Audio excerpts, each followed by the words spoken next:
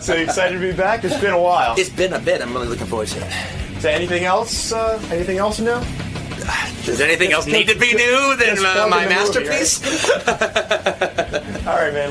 We'll see you in a little bit. Okay, man. Looking forward to it. Quentin Tarantino's coming in today. Oh, that's cool. He's got a new movie called Inglourious Basterds, Basterds. Don't ask me why it's spelled that way. Well, we can find out today. I don't think he has an answer. Oh. Because maybe he didn't know how to spell bastards? Maybe. That would be great. But anyway, you mean maybe he's like...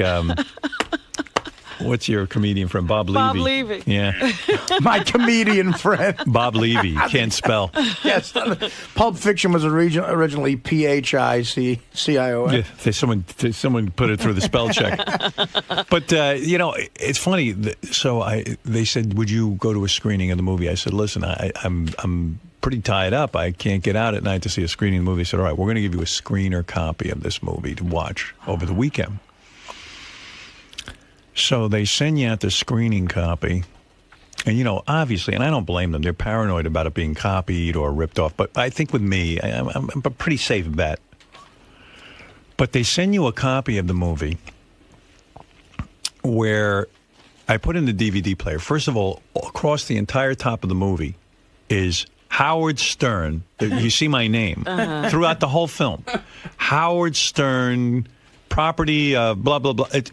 So the entire top part of the movie is cut off. Then I notice they intentionally, it's not high def or anything like that, they intentionally give you a blurry copy. Jeez. So you can't really see the movie all that well between my name. They must think this is a great film. Yeah, I mean, they carry on with this. I'm never doing this I'm not doing it anymore. You're not asking anymore. No more, because they give you such a poor copy of it that it's not an enjoyable experience. And then across the bottom is, most of the film is subtitled. Oh. I'd say about 70% of it. And the subtitles are fine because but when they're blurry, they're hard to read. So the subtitles were blurry, too. The whole film was blurry. It's odd that a director would allow someone like you to see a film like that. I don't think he knows that. In other words... I bet he'd be livid. He would, because, I mean, listen, I understand... This is way too many obstacles to seeing a film. And it's so ridiculous because I know that they give out screening copies to a lot of people that are high def and all this, but... Okay, listen, I'm not going to whine about it. I just thought it'd be nice to see the movie before the guy came in. Before he came. Well, by the way, I loved the movie, despite all the obstacles. All of this going on. I thought it was great. I'm dying to see it. Really enjoyed it. Brad Pitt was good in it. There's a guy who plays a Nazi who is just an amazing actor. Yeah? I don't know his name. You don't know him? Don't know him. You probably would. You know everything about the movies. I don't know anything. But I really enjoyed the movie. And... oh, that's great. I'm glad to hear that. It's a bunch of Jewish guys. It's a fantasy, a bunch of Jewish guys in World War II. That's what I said. It sounds to me like how we wish the war had gone. Yeah, right, exactly. Or at least part of it. You got Jews scalping Nazis. I mean, it's like, and Jews beating Nazis in the head with baseball now bats. We're getting, what we're getting in the movies? Because Defiance has Jews fighting back. We're getting the Jews fighting back movie. Yeah, by the way... And you sit there and you go, gee, if only a couple of Jews picked up some guns, maybe they could have blown a fucking head off a Nazi or two. Right. But, at the time they figured, well, this isn't going to be so bad. And these are the civilized people. It won't be bad. You need a gun. Unfortunately, there were no guns around in Nazi Germany. Unfortunately, 60 years too late, all these fantasies. Yeah. But... And by the way, Nazis always seem like buffoons, like so easily beatable. Yeah, well, that's not true, unfortunately. Yeah, they weren't so easy to beat. But the fact of the matter is the movie was good. It was fun to watch the movie. And but boy, oh boy, they sure make it hard to see. I mean, I tell you, You got to go see the movie again now and really enjoy it. I guess. Or maybe I wouldn't enjoy it as much. I don't know. But the obstacles. Quentin Tarantino is a big shot. He is a film director. He gets to go to all the parties. He probably bangs the greatest chicks. Is he in the system or is he outside? He's in the system. He could say he's a rebel, but he is in the system. All right. Hey, man. Hey. Quentin, great to see you. Good to see you. The couch is throwing me, though. I'm always used to the big Butcher block. This couch is an updated couch. You should be more comfortable. I think you're going to look better on this couch. Let me Yeah, see. there you go. Okay, cool. Nice, right? I'm digging on this. How you been? Very good. I saw your movie. I saw it this week, and they sent me over a screening copy. They make it fuzzy, which I was going to fucking kill somebody. Or is that how the movie looks? Yeah, He's not sure. Did you shoot it? Yeah, I had a tracking problem during the making of the movie. I noticed your new film has the name Howard Stern across the top. I appreciate the publicity. It's very, very nice of you. Is that in 3,000 theaters? Yeah. I wonder. Imagine they put that one in. Yeah, just like, I guess recurring favor a little bit. I love the movie. You are a genius. It's when I read that you have an IQ of 160, is that really true? Because I'm thinking of starting the opposite kind of rumor about myself, that my IQ is 75. This way, you will get... No, whenever I read about you, it says he has an IQ of 160. Do you have That's something my mother said. You don't even know if it's true. I don't even know if it's true. Right. Because why are you wasting your time making movies? You should be really applying. Yeah, like create a cure for cancer. Right, I mean, exactly. really, these movies. But the funny thing is that, Gary even said to me a couple of years ago, let's press release that you have an IQ of about, let's give you a 155. Yeah, who's going to challenge you? They're not going to test you. And I say, no, Gary, tell everyone my IQ is super low. I think that would be really cool that a retarded guy. Forgive you. A retarded guy, basically someone who has, minimal intelligence, got this far in life. And no wonder he does that. Well, it's the whole idea of, like, say you're older than you actually are. So people go, well, you look great. That's right. People go the opposite way. It's so wrong. This movie, I like this movie a lot. I think you got a winner on your hands. Oh, thanks. But what gave you this idea that, Jews would be scalping Nazis and fighting back? I mean, come on. It's wonderful to watch Jews fighting back and scalping. Exactly. It's a fantasy. It's about time. Yeah, actually. exactly. It's nice to but see. it's a little too late. And why did you cast Eli Roth, who used to guard my door? Do you know this story? Yes, I know the story, when actually. I was shooting Private Parts. He's a director, though. Why didn't you cast me as Jew Bear or whatever? Yeah, the Jew Bear. The Jew Bear. Why wouldn't I have been busy, man? Busy for you? No way. Come on, stop it. You could change my life like you did Travolta's. Well, one of the things is because Eli does a fantastic Boston accent. That is almost an impossible accent to get unless you're from there. I could never do that. Do you? You still in touch with Travolta? Does he? I mean, you did change his life. Oh yeah. No. We it's, how it is when you're running around doing stuff. We talk to each other every couple of years. You don't survive something like your son dying the way what just happened to him. Yeah, I feel awful for the guy. Oh, I mean, and especially because I knew how. I mean, everyone loves him for the most part, but I mean, I know how important his son was to devoted him. To his son. Exactly. And but did you make a phone call to Travolta after something like that happens? I'm bad at that stuff. I'm kind of emotionally immature when You it comes didn't to do stuff it. like that. You Now didn't make the call. It happened when I was in Germany, and I actually heard about it. Like way after the fact, to tell you the truth. It wasn't like I heard about it, this happened last weekend. I heard about it way after the fact, and I was still in Germany. And truth be told, I haven't called him. You still haven't called him? I still haven't called him. No. You could send an e-card, one of those e-cards where something. You acknowledge get a this. gerbil on the cover and it talks to you. Yeah, they're talking gerbil. I'm so sorry. No, but seriously, because when you make these movies, and especially when you make a movie with Travolta and you change his whole career, which I mean is unbelievable. I fantasize that you guys are close after something like that. But I guess after the movie, you kind of just go your separate ways. No. It's not quite like that. I mean, the thing about it is, you're really close. But the thing is, especially in a thing where you're making movies where, like, you could be spending 8 months in Cairo for all you know, or this place or that place. You see each other, but you see each other every couple of years or something, or you go out of your way to, like, hey, let's get together and let's have dinner, or let's have a bottle of wine or something, and you make sure that stuff like that happens. But it's not like, I can just call him up and say, hey, meet me at the corner bar. It's not like that. Yeah, it's not. Yeah, I mean, it could be like that if we happen to be living in the same town and I'm not working and he's not working. See, your casting decisions are really interesting to me. Like, sometimes you'll pick someone like Travolta who was basically sort of washed up. I mean, people forget that. When you chose him, it was kind of like, Travolta, you got to be kidding me. Yeah, that was kind of the big thing at that time when I was doing it was people were like, what, the guy from Welcome Back, Kotter? Oh, man, he's over. He's done. Right. I mean... Did you consider him for another movie before that? No. Actually, what happened was I'd only really done Reservoir Dogs before Pulp Fiction. Right, I thought you were looking at him for one of I know roles. what you're talking about. I actually just got to. The thing is, I've always liked him. I always thought he was terrific. So I got together with him not about Pulp Fiction, just to meet him. Right. All right. One of those things because it'll happen. Like directors do that a lot, don't they? Yeah. They'll meet with someone just to get a vibe. That's exactly it. And the thing is, like, you go and you have lunch with somebody that you admire, you think they're a good actor, and if you get on. If you click, then you're even more inclined to think about them for something coming up. Why have you never had me in one of these lunches? How dare you? You realize how fine. He got your vibe, Howard. He got my vibe right here. I never heard from you again. Why do people meet with me? There's no investigation I need to do. Yeah, why do people meet with me and do no further investigation required? What is it about me? The shades, the big nose? I mean, what does it to you? But, it's so interesting to me. Now in Inglourious Basterds, you got Brad Pitt.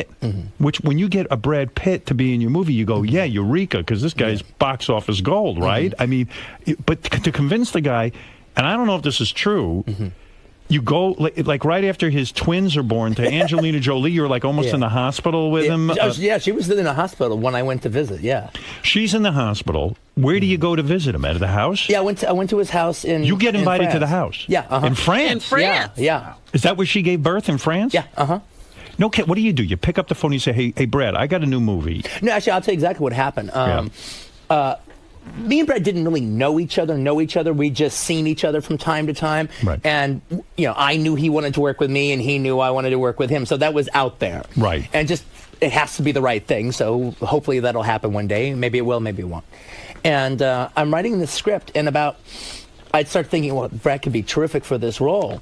And I would never have thought of him for that role. Well, that's he what was makes the you only agree. person I could think of, Wow, actually. and he was quite good in it. Yeah, normally his situation is, I'm proud of my second choice or my third choice, and I might even end up preferring my second choice because it's a whole different movie than the one I made in my head. Yeah. But to me, he was so kind of nailed that character so much in my brain that it was like there was no second or third choice. It would have just been a different character with somebody else. He's a good actor. I like him. So. I think he's thought fantastic. Interview with a Vampire was terrific. Well, right? yeah, well, I actually also think that I'm working with him at the best time. Right. To work with him. Because he's probably miserable with all those kids, and now he'll give you 100% because he doesn't want to go home, right? No, is that what you're thinking? No, it's more the fact is like, now he's in his 40s. The pretty boy stuff is gone. He's still really handsome. Right. But that pretty boy stuff is gone. He can lead the Bastards now. Yes, he could be the leader his of iconic thing is really going. When he was really pretty, you wouldn't buy him as the guy leading a troop of men who were going to go behind enemy lines. That also is the thing. He's been around as long as I have. He came out with Thurman Louise in 91. I came out with Reservoir Dogs in 92. There's also 17 years of being a star. That's right. And so it's a good collaboration. So you decide to you write this thing. The whole time you're writing it, you're thinking of Brad Pitt in this role. Oh, yeah. So what I do is I call up his agent because I know his agent. His agent is Uma Thurman's agent. I don't know that many agents, but this is one I know. You banged Uma Thurman, right? Let's be honest. Come on. I'm not going to talk about stuff like that on here. I'm not going to talk about stuff like that on here. Oh, if I could bang her. Oh, yeah. Come on. Let me smell your penis. Not saying a He's damn not saying thing. anything. I have a feeling something went down, my friend. I hear her in my head right now. You can almost hear her coming out of my headphones. So, as I was saying, I call up his agent and I say, hey, look. How are you talking over Uma Thurman moaning like that? That's what I Did you do this at the time? You admit to banging Kathy Griffin, so why not Uma Thurman? Really? I didn't bang Kathy Griffin. You went out with her. I made out with her. You made out with Kathy? We did the thing. I never figure out your women choices, but we're going to get to that part of the interview. The map is covered. It is kind of all over the map. You had sex with Margaret Cho, right?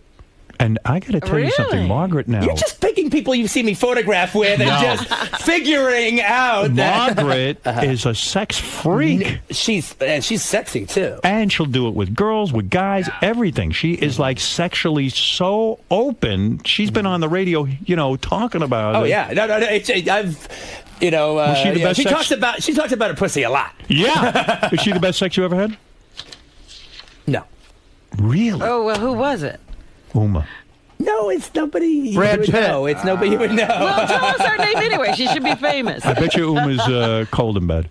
Oh, stop. You know what? I'm not She's even. too good looking. Too good looking. You're getting dead air from me if you get further down this road. When they're that good looking, are they not as loving? Don't Stop trying to engage me. I will engage you. I'll get back to that. Now, get back to this Brad Pitt story, for example.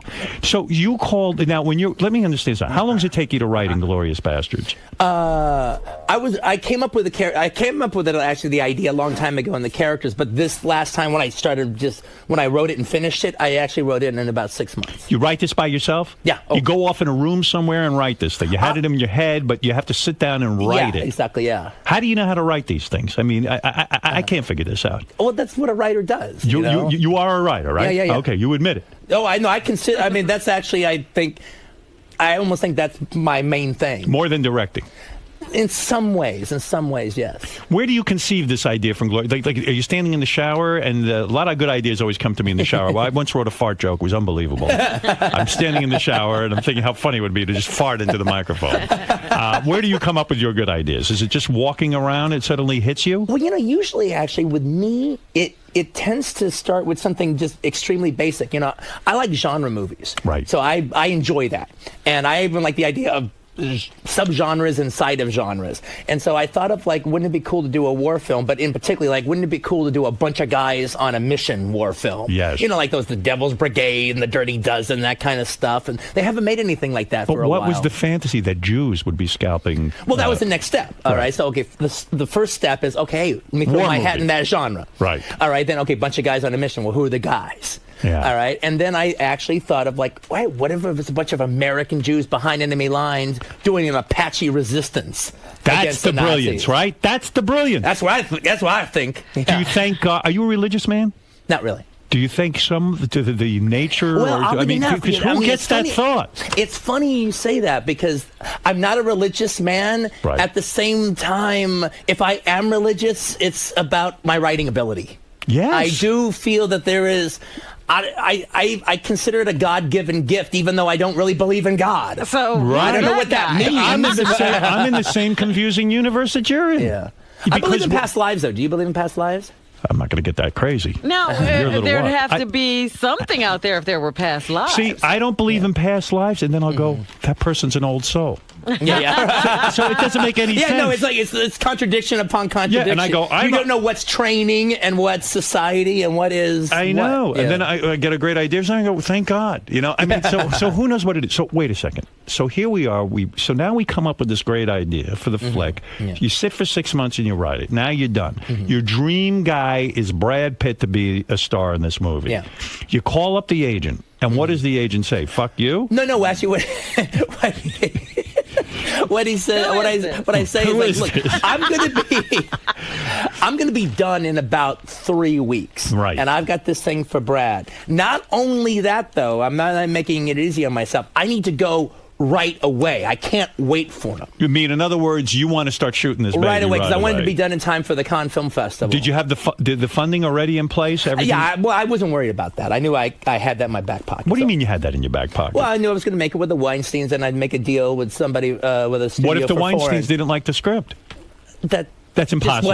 That's impossible when you're you. It's impossible that they wouldn't like the script. That's impossible. All right, get out of here now. Wait a second. So now you're telling me you write the script and you say, okay, I got to go meet with Brad Pitt. So they fly you to France. Well, no. But here's the thing, though, is I'm creating a perfect storm for the word no. Right. All right, because I have all these things that have to work in order for it to work. And sometimes you're lucky and sometimes you're not. But this time it was like, Quentin, that's perfect. He's ready to work right now. Actually, the sooner the better. You would think Brad Pitt would have like 50 films lined up. Yeah, no, but actually, Brad's smart. That's one of the things about it is he does not back himself up like 3 pictures in advance because he wants to be available when good material comes his way. So that is a good move, isn't it? So a movie like that, Brad Pitt could do another Legends of the Fall and make a fortune. So you're not going to him with a big money offer, are you, on this? Well, it's a medium money. For him, it would probably be a medium money offer. It's still a lot of damn money. He's willing to. What'd you have to give him? Do you know? I think it was something like $9 million or something. Wow, $9 million. But it's worth it because, I mean, his name will get... yeah. I mean, if he ain't in the movie, you know. But the star of the movie is this guy who plays the Nazi. Christoph Waltz, yeah. What's his name? What? Christoph Waltz. Boy, is he good. Yeah, he won the Best Actor at the Cannes Film Festival. The Jew Hunter. Yeah. He's terrific. Colonel Hans Landa of the SS. Love this guy. Hey, that guy's awesome. Most relaxed actor I've ever seen. Now, where'd you find him? He was just lying around? Him No, we got well- for $9. Yeah.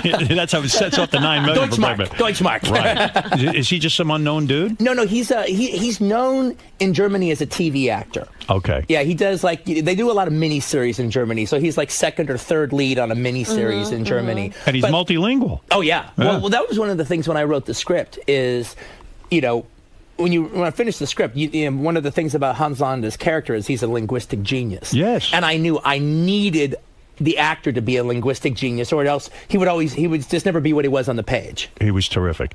And so you get to the part where now you have to talk to Brad Pitt in person. Yeah, he likes the script and he wants to discuss it. Are you nervous approaching him? Because after all, he's become bigger since he married this Angelina Jolie. You know, here's the thing. I wasn't nervous about seeing Brad, but because I really couldn't come up with anybody else that I thought would have been as perfect a fit to play the role, I was a little nervous because I had nowhere else to go afterwards in my brain. So you, yeah, right. And also, there is a he little, has you by the balls in a sense. Well, it is a little different insofar as like say, okay, I think Robert Forster is the perfect person to play in Jackie Brown. I'll be able to get Robert Forster. Right. All right. When all of a sudden Brad is the perfect guy, I could not get him. What would you have done if you had a backup plan? If Brad Pitt wasn't available, you only had 3 weeks for him to give you this window of like time. Who would you have gone to if it wasn't Brad Pitt? Well, you know, actually, I don't have to dig deep. So I never went there. I really kind of. You went there. No. You went there. I actually kind of believe oftentimes in just no fallback because you don't intend to fall back. There really was no fallback. You never said in your mind, Brad Pitt. I was going to get him. I was just going to get. I mean, once I found out he was available, I was going to get him. And he wasn't turned off that you were approaching him in the middle of him having twins. I got a feeling this guy's miserable. Now, I want you to be totally honest with me. I think he married Angelina Jolie. She's hottest chick on the planet. They look like they belong together. I think it was a on-set beautiful romance. Now he's in over his head. He's swimming in children Actually, of all different types. I'm not the one to comment on Yes, you are. on his You know private life. so much. What I do, but I will tell you, when I was I actually saw all the kids when I went to visit him in France. Were you overwhelmed? They were really cool. Well, I mean, cool. You're there for 10 minutes. I know. But it is the kind of thing when you see his daughters and his sons and everything. It is the kind of thing.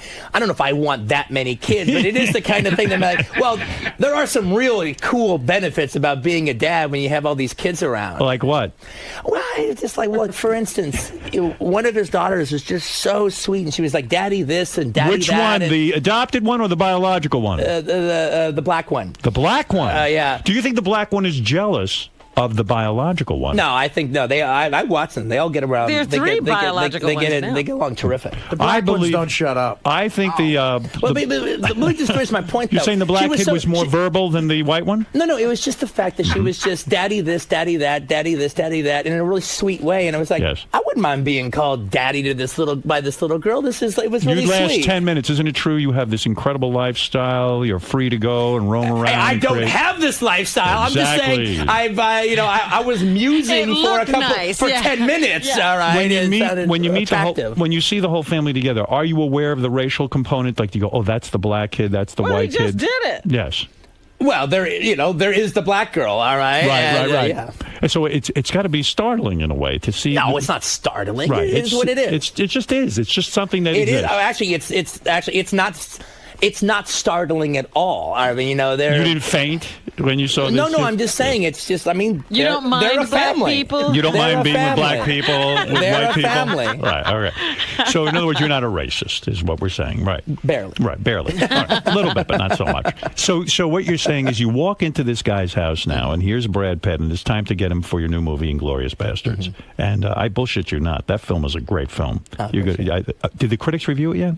A lot of them have come out, yeah. Did you get good reviews? Oh, yeah. Well, I always get mixed reviews because my shit is what it is. Right. And you're either going to like it or you're not going to like it. In a way, you got to be a Quentin Tarantino fan. You got to understand where you come from on all this stuff. Yeah. I loved it. So you walk in, he's read the script, right? Yeah. And he says, hey, I like this script. I can play this part. Right. Or he didn't even say that? No, actually, the thing about it, one of the things he said that was really cool is he wanted to talk about the very end. Because I don't want to give away the very ending. But there is a situation in the movie where towards the end, history went one way and I go the other way. Right. And he wanted to talk about it.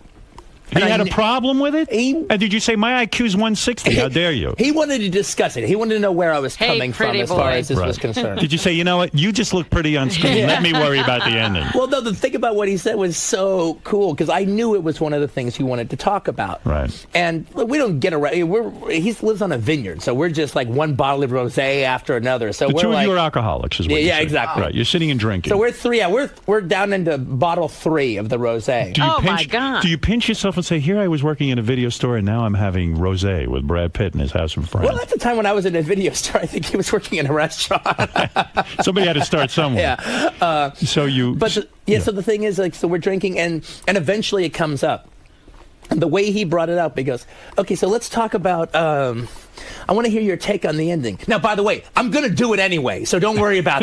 didn't want to insult you. Yeah, so now, what's your take on that? Yeah. But I just thought that was really cool. It was just, okay, now we're going to bring up the controversial aspect. Oh, by the way, I'm in. I'm doing it. Did you, well, he was being nice, I think. Yeah. That's really good. He put you at ease. And do you think, does he say to you, why is the word bastard spelled B-A-S-T-E-R-D? Does he say things like that? He didn't bring that up at all. Now, people bring that up and you say, I have no idea why that I did that. No, I know why I did. I mean, it's an artistic stroke. Is that what that is? Yeah, it really is. If you changing that to describe it, to put it under the microscope is to take the piss out of it. Like when Abby Hoffman called America with a K or something. Yeah, or when Basquiat took his restaurant bill and Elmer glued it to his painting. It's just, you don't talk about it. You just did it. Never bring that guy up again. Never heard of him. Okay. So in other words, Basquiat. Yeah. So you black guy. You sit there. There you go. You sit another there. Black guy. Another He's black dead. guy. You sit there with Brad Pitt. Dead black guy. And does Brad Pitt, and he's going through this whole thing. His wife's having twins. Does she ever come home during this, Angelina Jolie, or she just had twins? She's in the hospital. She's in the hospital. Yeah. Don't you think he should be in the hospital with Angelina Jolie? He was with her all day. He was with her the whole day before. He's in the middle of the vineyard getting drunk. I mean, don't you think that's a little weird? I think the day you have twins, you'll be drinking about 5 bottles of rosé yourself. How long is this meeting? I hadn't thought about that. That's why we drink so much. How long is the meeting? Are you kidding? He's so free. Now, how is he able to drink while he's supposed to be watching these kids? They claim they have no help. You saw help, don't you? You saw help there, didn't you? There was. They have nannies. They have friends. Of course, because there's no way this guy's getting through. This guy is the biggest box office star. No, he was actually. I mean, there was other people to help, but it's like he was taking care of the kids. He was involved during this meeting. Like the kids would interrupt and say, "Dad, I need you to do this." Yeah, they come and sit on his lap for a while, then yank him around, and he'd say, "Okay, now leave me alone for a while. I got to talk." You know? And who takes the kids when you have to talk? Oh, actually, there's a nanny? They just go away for a little while. They just go somewhere. Yeah, but we actually hung out. I mean, I was. They listened to him. Yeah, I was there till like 3 a.m. or something. So really? we were all hanging out. And hold it a second. The whole time you're at Brad Pitt's house, you're hanging out till 3 a.m. Don't you think? Do you ever say to yourself, maybe I'm annoying this guy? Maybe it's time for me to go home. That's not a dad kind of move to stay up till 3 a.m. I don't stay more than an hour. I flew all the way to France. That's not the time you cut it short. All right. Are you with Brad Pitt the entire time? Like till 3 a.m? Yeah. What are you doing? You don't just stay there sitting and drinking. That's exhausting. Why not? Yeah, you say that like it's a bad thing. You know why I'm fascinated by this? Like people will come to my home, and I sit there and I go, okay, we spent an hour or 2. Aren't we done now? Can I go off and do something by myself? Well, it might be a little. With Brad, it wouldn't be different if I just came over to just have a drink and talk. Because every time he's come over to my house, we've been up until 3 a.m. or something. Really? I find that exhausting. No, we have a good. Does he ever say to you, okay, now I want to go to bed? Eventually, all right, but it's like, but it actually. You mean if I invited you out? Yeah, I mean, did he throw you out of the house? No, it was. Did you sleep over? It was just eventually over. No, I you had left. a hotel. Yeah, I left. All right, so there you are. You're sitting there with Brad. You get him for the movie, and I swear to you, Robin, I could spend 10 hours interviewing Quentin just about how he That stayed whole till 3 day, in the yeah, morning because I don't know how to socialize like that. I would be so. I would be. I feel so. One sec. I feel so poorly about myself that I'd say, "Gee, I'm taking up Brad Pitt's time." He obviously, first of all, if he doesn't have that much help, how can he stay up till 3 in the morning? Those kids are going to wake him up early. That's what I was going to say. Right. This does not sound like a person who's taking care of kids. No. Who has time to hang out till 3 in the morning all day. He's not taking care of children. I left Gary's dinner party in the middle of dinner because I felt it was enough. You know what I'm saying? I can't hang. No, actually, part of the, but part of the thing that was actually, that was cool about it. We didn't just sit there and talk about the movie the entire time. Part of it was also getting to know each other. We talked about a lot of kinds of stuff. But also, he had this cool little dune buggy kind of thing because he was going to show me around the grounds, and all the kids jumped in the car, and he gave me this big tour around, and the kids are all hanging out. And not only that, he actually has a recording studio on his property. That is the recording studio they recorded Pink Floyd's The Wall on. Wow. Really? Yeah, it's on the property. And he got a guy who runs the recording studio. How big a property is this? How many acres? It's huge. You have to drive around to see it exactly. all. No, it's a gigantic. He owns this property. Vineyard. It's a vineyard. He owns the vineyard. Yeah, and he produces wine. Truthfully, exactly. It's like a small little town. You know, it's funny with him too because I sometimes go, this guy apparently has a lot of money, but I thought he lived in New Orleans. But how many movies does he make a year? Like he doesn't make that many. Like he made your movie. That's a $9 million payday, but still he's living like a $100 million lifestyle. Yeah, well, but he's like I said, he's been at it for a long time. You know, and it's him and Angelina Jolie as well. Do you get jealous of him in this sense? I'm talking about the economics of this now. Like you don't get $9 million to write and direct the film. I get my money on the back end. No, understood. I do really good. But you're taking a chance on that. Let's say. Yeah, but I'm happy. Look, it's my art, so I'm happy to take the chance. If I don't think.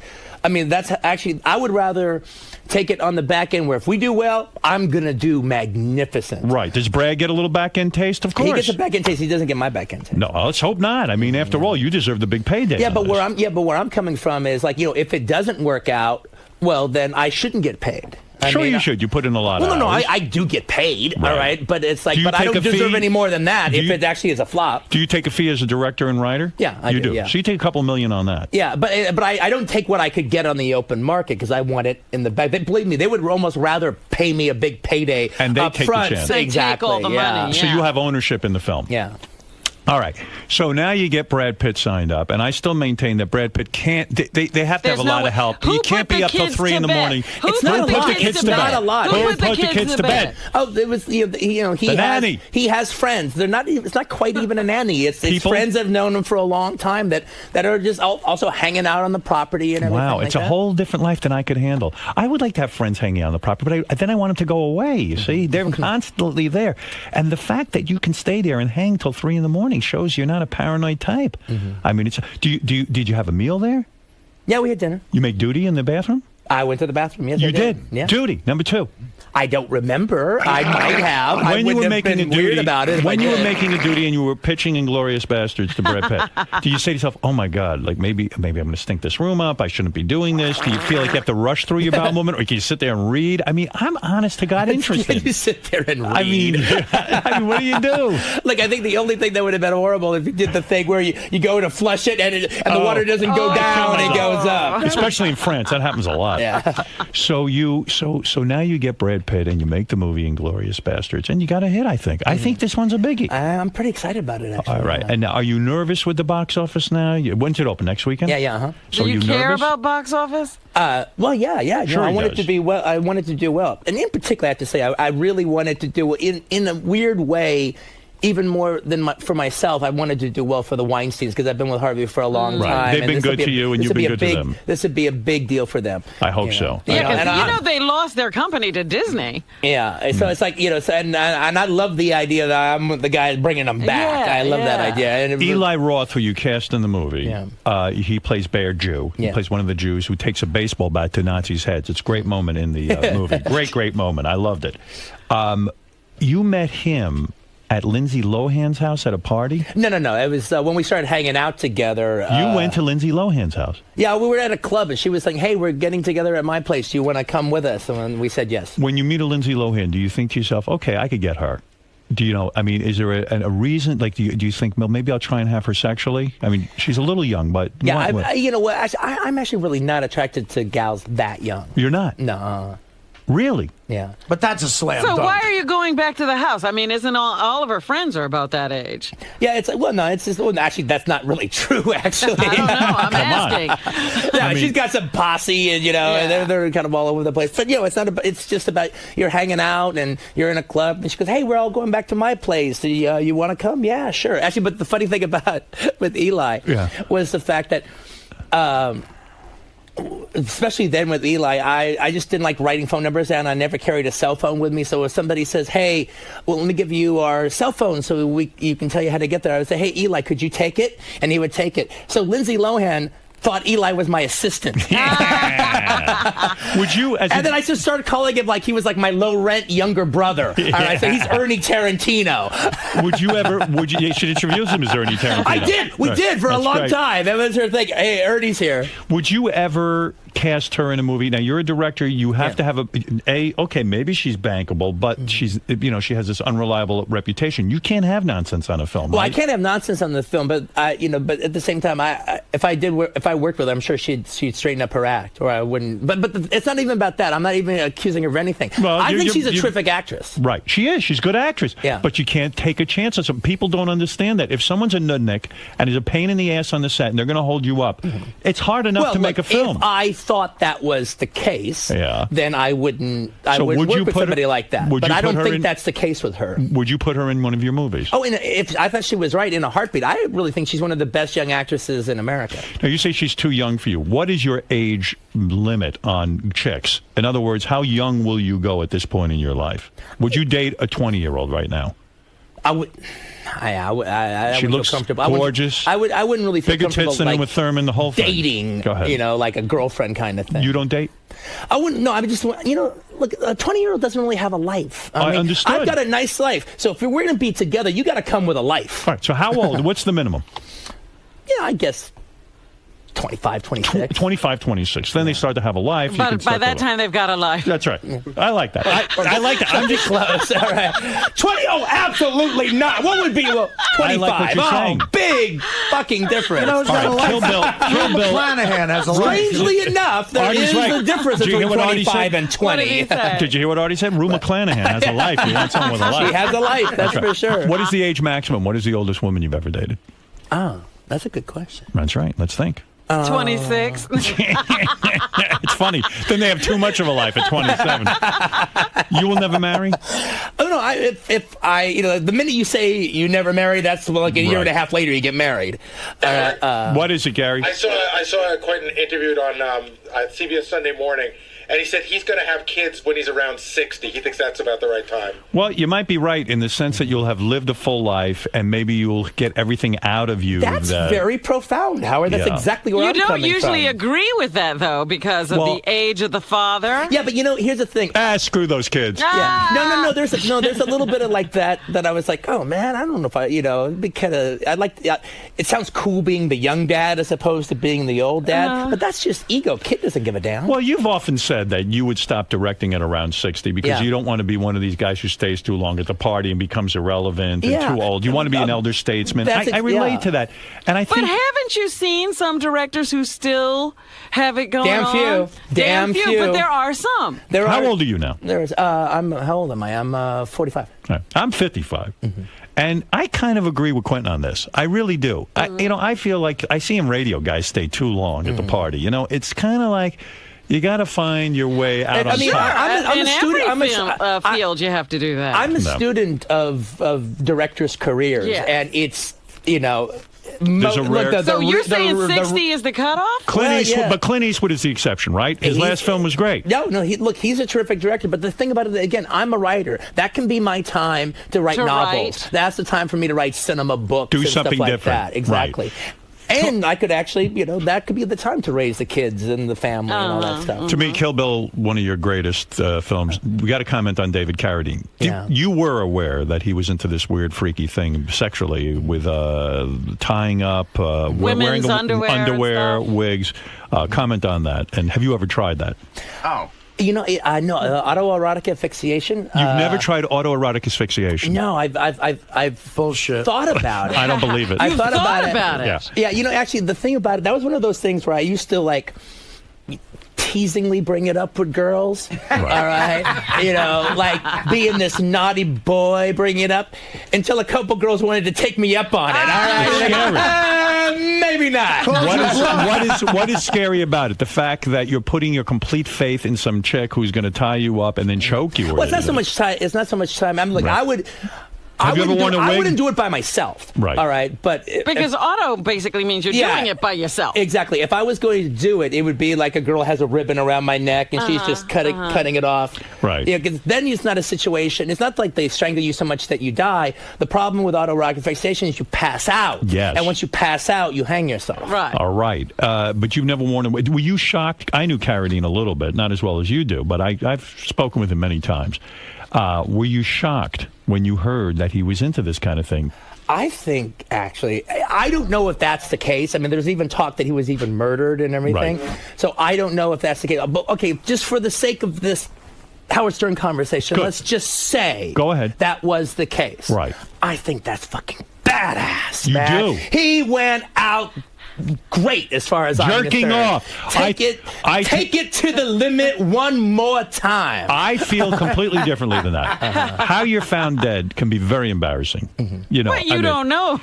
Yeah, but still, I mean, do you want your legacy? He was Kung Fu. He was Kill man. Bill. He was great. I love the idea he was sexual, and here it is. And I'm that.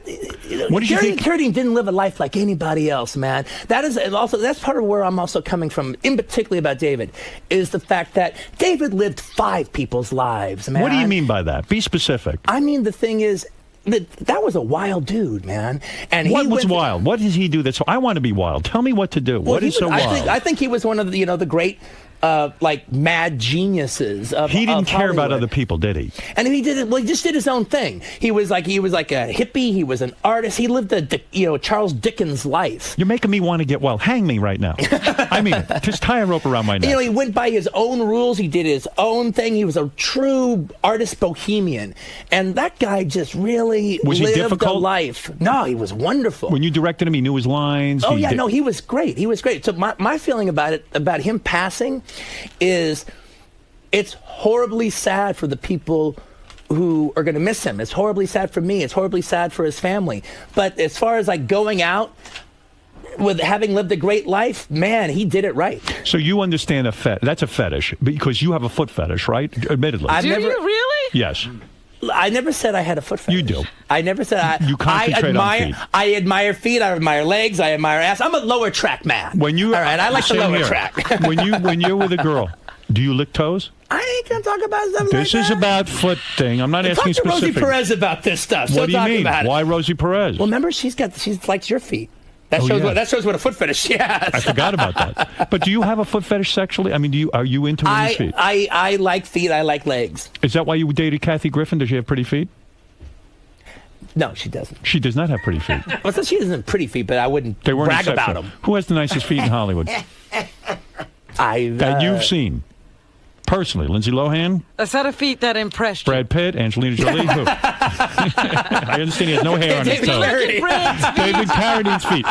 I wonder if David Carradine took it so far that he like painted his Painted his toenails and all and that? wore pretty shoes and the whole thing. I don't know. I don't even know anything about that stuff. All right, I just but if that were the way that he went out, I actually just think that's just rock and roll the way he You're lived. willing to buy that he was investigating Chinese I don't know. gangs. I don't know. I don't know nothing about it. I mean, there's even talk that he was actually murdered because his hands were tied behind his back. All right, so I don't know. How do you want to go out? How do you want to be? Do you want to be in bed with a woman when you die?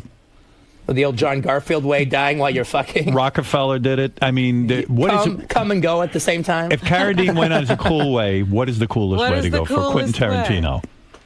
Well, I have to say, I really dig the idea of living to be 100. You like it? Yeah, I like that idea. I mean, if I go out after I've done what I want to do, then that's all good too. But I actually like the idea of living to be 100. Will you ever do one of these movies like a superhero movie? Because now that's One the of the rage. big, sci-fi. Are you a comic book fan? Yeah, I am. Me a very too. Big comic book fan. Why won't you do one of those kind of films? I bet you have an interesting take. I mean, it is kind of weird because it's like if you were to ask me back in the days I worked at the video store, we always wanted to see comic book movies and they didn't make them or they made them screwed up. Right.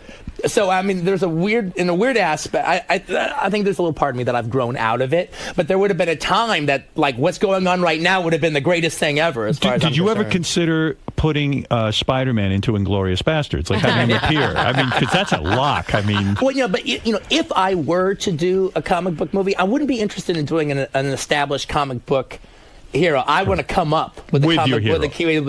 That's what I like about you. That's what I like about Inglourious Basterds. That's a really interesting take with these Jewish guys going behind the enemy lines. Well, Tim, look, here's one of the things that really doesn't make me better, but makes me different than a lot of other directors, and especially writer-directors, is a director will come out and they'll be a writer-director, and they really have a voice, and they'll do 1 movie, 2 movies, 3 movies, and there is a voice to their work. But you know what? It's hard to face that blank page every single project. It is. You are starting from scratch all over again. Everything you did means nothing now. And you know what? You don't make that many movies. And don't you think? Yeah, it's like rock stars. They only have so many songs in them. Yeah. Don't you think though that in a way it's like unbelievable when you look at some of the crap movies that come out? Because here you are, you're sitting.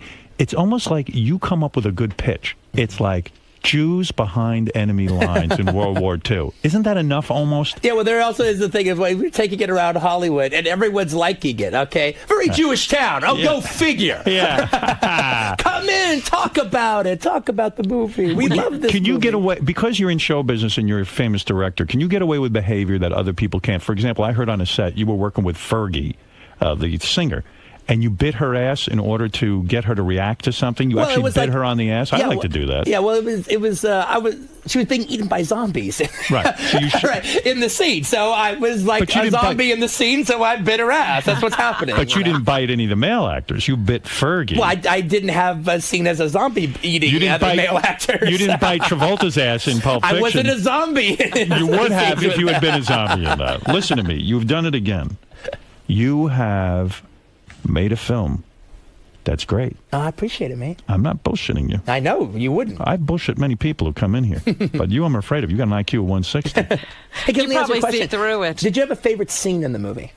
I had a couple. I love this whole scene of the when they're in the bar. Oh, yeah, the tavern, the basement tavern. Yeah. And I love the, I don't want to give away anything about the ending, but the movie theater at the end. Hieronymus Bosch. Fantastic, fantastic. And I told you I love the scene where the Jews, it's a great movie, and I recommend it to everyone. You walked out of Natural Born Killers. You wrote Natural Born Killers. But you didn't like what he did with it? Oliver Stone directed it. Did you hate what Oliver Stone did with your movie? Well, I've never seen it from beginning to end. Why? Oh, well, because he rewrote the script and like you just can't do that to me. I got really you got upset. Off. Yeah, I got and you had no idea till you went to the screening of it. Well, no. I knew. All right, I didn't go to a screening. The thing about it was I said I'm never going to see this damn thing. I'm not going to see it. And then I was hanging out with Juliette Lewis, and we decided let's go see it. Right. And I don't think she had seen it, actually. So we just went to the movie theaters and paid to see it. And the reason you know about it is because we're watching the movie, we're 20 minutes into it, I'm getting pissed off. And she goes, let's just get the fuck out of here. Really? She got and people pissed heard off. it, and I got pissed off, and then she almost, but I was prepared to watch it. And she was like, let's just get the fuck out of here. Is that the greatest thing about being famous, aside from you get to do your art, that you get to hang out with Brad Pitt and Juliette Lewis, like you go to the movies with Juliette? Like, is that turn you on because you get to meet all these exciting, great people who are artists? Oh, yeah. Well, I mean, it not in some sycophant way, but just in the way that, like, one, they're interesting people. They can be interesting people, and they're artists. They're doing the things that you're doing, and it's a very interesting life to get to know different people and hang out with them. And there's people that I really, really admire along the way that I've met because of my situation. Mm-hmm. Will you walk up to a person who you admire and say, "Listen, I want to hang out with you. We should hang out"? Well, yeah, I'll go over and I definitely have walked over and said hello to people, and I do have a situation that in a lot of cases, like if I were to call them and say, hey, let's get together and have a drink or talk or whatever, they might very well say yes. Do you think a lot of these people get together with you because they think, aha, he might be interviewing me for a movie? No. I mean, oftentimes, it could be a singer, it could be a writer, it could be somebody that there's not necessarily a job on the other end of this. Right. It's like, I mean, there actually is. Are they genuine friendships? Well, they can be. Yeah. They definitely Sometimes can be. they evolve into that. Yeah. Sometimes it's just a drink. Yeah, sometimes it's just a drink. Sometimes it's just a meeting of the minds. Do you think you and Brad Pitt will remain friends? Like you will hang out again? Do you think that will happen? Oh, yeah, for sure. It was a good experience for all of you? No, it You was didn't really have cool. enough of you that day? Yeah, exactly. Did Brad's wife drop by the set every once in a while? She came by once, actually, but she was pretty much taking care of the kids the entire Stunning? time. She's very pretty. Going to put her in a movie? If I had the right role. If you do, make her naked. I want to see boobs. the right role. I want to see beaver. I want to see it all. I want to see it all. Hair, everything. I don't care what it is. You show it. Just be brave about it. Now, the biggest pain in the ass you ever worked with acting-wise got to be De Niro, right? You did not. No, like working with him. no. He was terrific. You man. complained a lot when you worked with. No, De Niro. I didn't complain. You said he was calling you all the time. Let's be honest. No. It was bothering you. No. That was not. There at was a all. recorded conversation. I know, but that was leaked. blown completely out of proportion, and that was about. We were literally talking about negotiating his deal. Uh-huh. All right, that was all that was about. And that's the he was part you even hate. mad about it actually when he heard about it. Is that the part you hate? What? Negotiating the deal and That's all kind that. of a drag. We have to. You know what you have to do? You can't. You got to divorce yourself from it. Why did you get upset about negotiating his deal? No, they were just roping.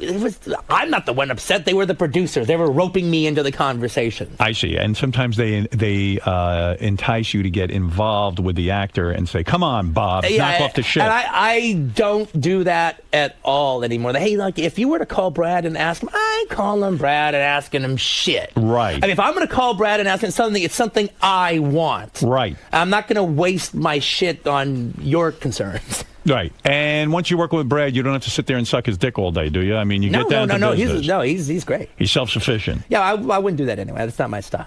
Do you ever have trouble getting what you want out of people, and what do you do then? Well, you do autoerotic asphyxiation.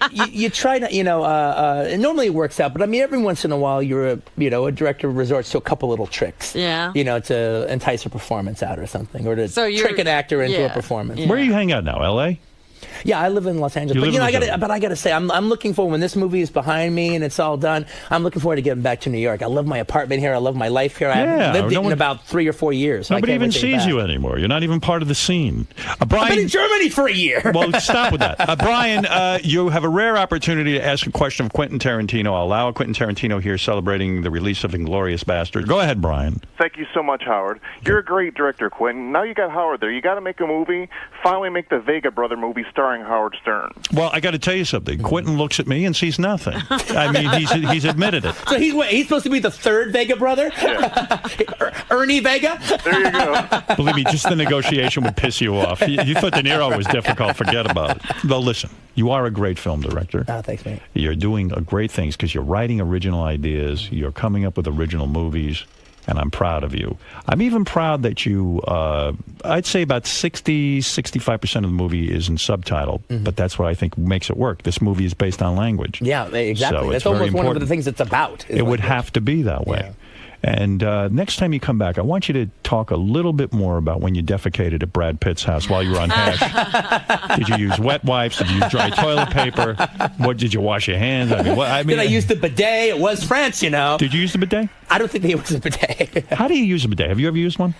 I don't quite get it. I don't quite get that. But what is cool is in Japan.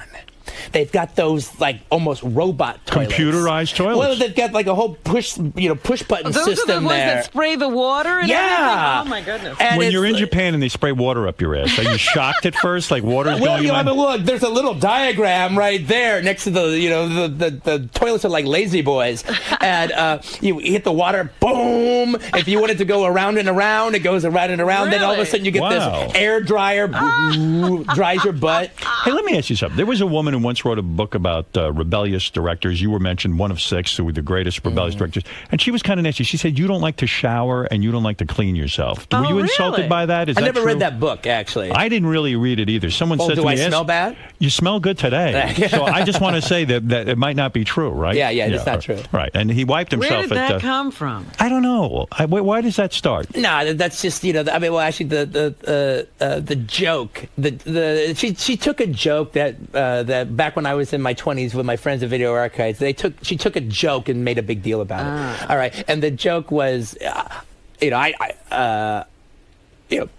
at 25, my hygiene wasn't the best in the world. Right. But the joke that the guys used to say at Video Archives, for a guy who doesn't take that many baths, Quentin doesn't smell too bad. Why wouldn't you read a book about yourself? Would you be curious to read it? Oh, I've read books about myself, but I knew that one was nasty. And the same thing with an article that comes out that I hear bad things about, or I have a sense that it's not going to turn out good for me. I don't want to read it because, it's like if you say, hey, there's this GQ article about you, and that was kind of nasty. Then I just, fuck that asshole, because it doesn't mean anything to me. But if you read it, that shit stays with you for the rest of your life. I happen to agree with you. A couple of years ago, many years ago, some guy wrote a biography. A couple of people wrote these unauthorized biographies, and I tried to read them, and I would get so aggravated because I found they interviewed people who barely, or some of them didn't even know me. Yeah, and they were exactly, making up stories about me, and I was like, gee, none of this is true, but how am I ever going to... And it stayed with me. I was like angry. Yeah, like those fucking phrases that you read, like the quotes around them, they just stay with you, and they actually never leave. They're stuck in your head. If you don't read it yourself, then it's just, fucking asshole, forget about it, who cares? But when you read it, you give it this permission to be inside you. When you're working on a film and you're living in Germany for a year, did the Germans get upset that you're making a Nazi film? No. As a matter of fact, it's the exact opposite. I mean, I almost feel like I'm an ambassador to Germany now, because people say, you having seen the movie, think, wow, I wonder what the Germans think about this. Yeah. You got to imagine something. With a possible exception of Jews, if there's anybody that has bringing down the Third Reich fantasies, it's the last few generations of Germans. Right. They're pissed. Yeah. So it's a good life. You're not afraid to fly to all these different places and live there and all that? You're not No, actually, I think that's one of the great things about my life is that I get to, in the case of Kill Bill, I got to live in Beijing for 6 months. You like that? You like experiencing different cultures? Yeah, doesn't scare you? No, not at all. Being outside of America doesn't scare you? No, not at all. I look at it as one of the fortunate things about my life. I get to know friends, and now whenever I go to Germany, I have a whole bunch of friends there now. Scares I know the hell different out of me. bars and clubs and restaurants. Really? Yeah. Scares How me. are you flying? Commercial or you go private? No, almost always commercial. Yeah? Really? Yeah. I bet you the Weinsteins would send you on a plane somewhere. But I don't like to hit them up for something like that unless it really is a big deal. But first class is pretty great. One last question from Mary Ann from Brooklyn. Then I'll let you out of here. Howard, thank God you picked up Quentin. My husband is a super fan. I'm going to be calm. I'm going to ask. Quickly, what is the question, Mary Ann? You have to be totally out there to be a good actor. When are you going to have Uma Thurman again? And you and King of All Blacks could have a foot fetish showdown. Do you have to be crazy to be a good actor, in a sense? What is your opinion on that? No. Actually, you have to be imaginative, all right? And actually, if you're going to work with me, you have to be smart. I can't work with dumb actors. So have you worked with dumb actors?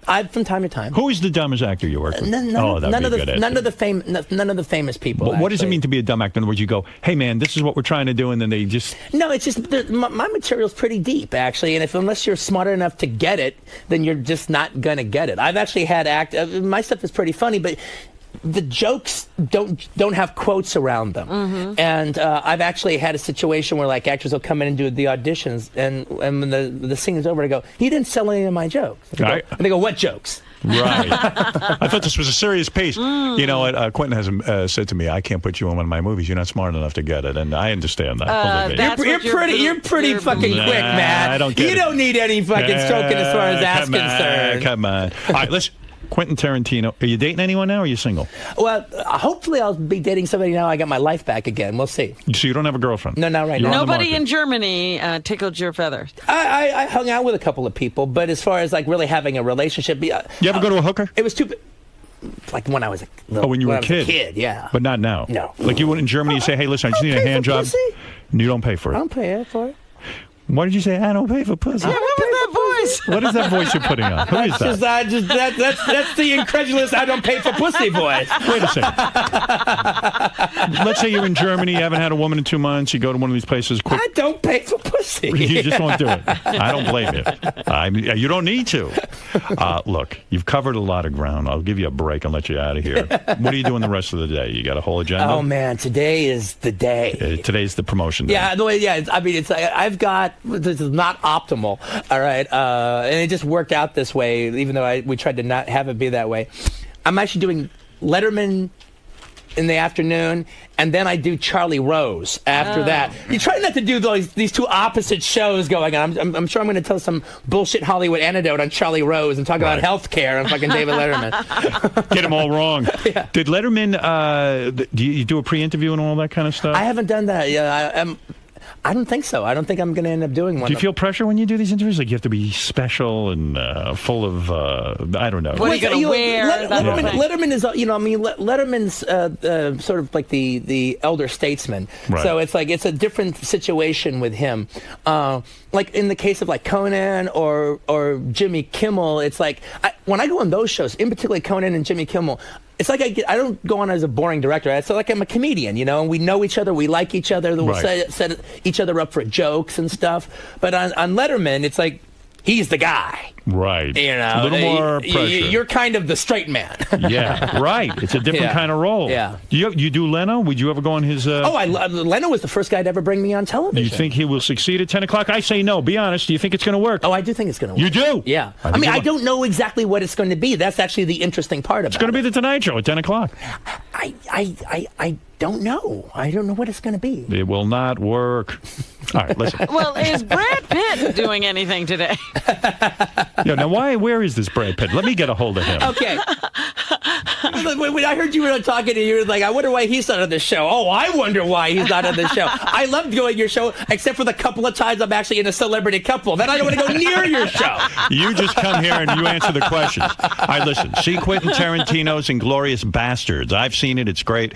And you will have fun. You will see Jews beating up Germans, scalping Germans, hitting Germans in the head with baseball bats, shooting Germans, blowing Germans with the up. scalps? Maybe I have to wait for they collect them. They collect them. Yeah. Every man in Brad Pitt's unit owes him 100 scalps. Ah. Yeah. It's good. It's really a lot of fun. And you're a lot of fun. Oh, thanks, mate. And we'll get together. We'll drink some rosé. And you're going to tell me all the chicks you're banging. And then I'll come here and report to Robin. Okay. All right, listen, you've said it all. You've said a lot. In fact, who knows what you said? And we'll read about it tomorrow. Yeah, tomorrow we'll see whatever you said wrong. There could be some lawsuits. That's right. Listen, see Quentin Tarantino, Inglourious Basterds. Go see it. Check it out. I think you'll really love it. And we'll be back right after these words. Thanks, Quentin. Thanks, mate. Bye. Quentin, how'd it go, dude? It went great. So how does it feel knowing that Howard really likes this movie? Oh man, that's really cool. It's really cool, and I didn't know that until I got in there. So that was really groovy. Nice, man. And then he said at the end, like, you might have said too much, or you said a lot. Do you think you said too much today? I don't think I did. So how was it seeing everyone after all these years again? Well, actually, it's not been that long. It's only been like 2 years. Oh, really? Yeah, it's only been 2 years. I was here for Grindhouse, so I've been at Cirrus before. All right, man. So you had a good time today? I had a blast. All right. Thanks for stopping.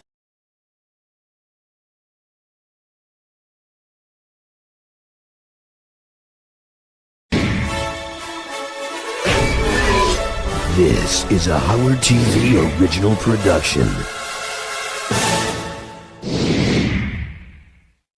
Here's a taste of what you have to look forward to on this episode of The Bonus Show. Richard and Sal almost go all the way. Let's the man ass. A Howard TV staffer gets the family jewels polished. That was a direct hit, man. Benji takes a shot of Tila tequila. I gotta get hard first. And Hulkamania runs wild. Hero boys, fight, fight, fight!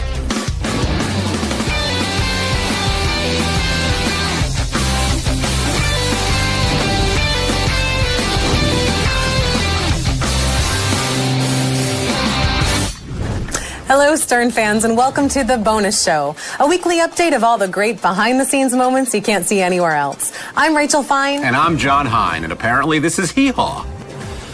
Let's kick the show off with Ronnie having sex with a black guy while porn star Jocelyn James looks on. How do you do that? See, it's not that easy, is it?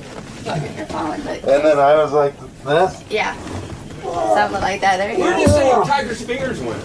And my, you know. Ryder, give it to me good. You give me the good, Ryder. There you go. Yeah. Nice. Nice. Oh, there you yeah. go. Deep one, motherfucker. Let's flex a man ass.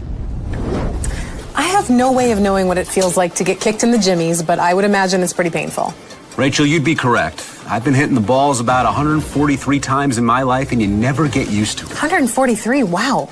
Yeah, people think synchronized swimming isn't a contact sport, but it is. It is. And we learn something new about you every day, John. Here's a former Howard TV producer getting hit in the nuts. The Howard Stern Show's Blast from the Past. I gotta figure out. See, there's nowhere to dodge it, too.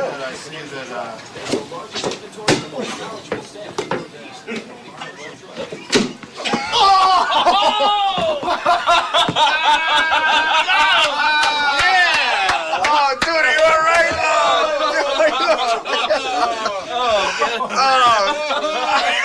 Oh, shit. Are you all right, man? That was a direct hit, man. Are you all right?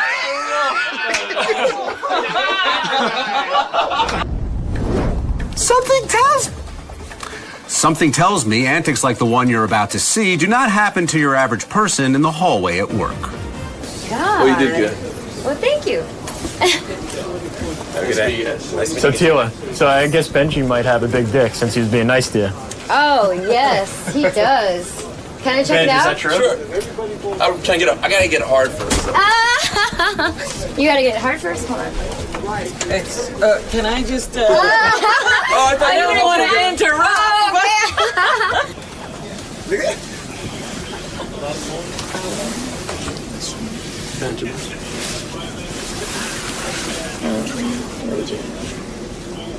Oh, look at you.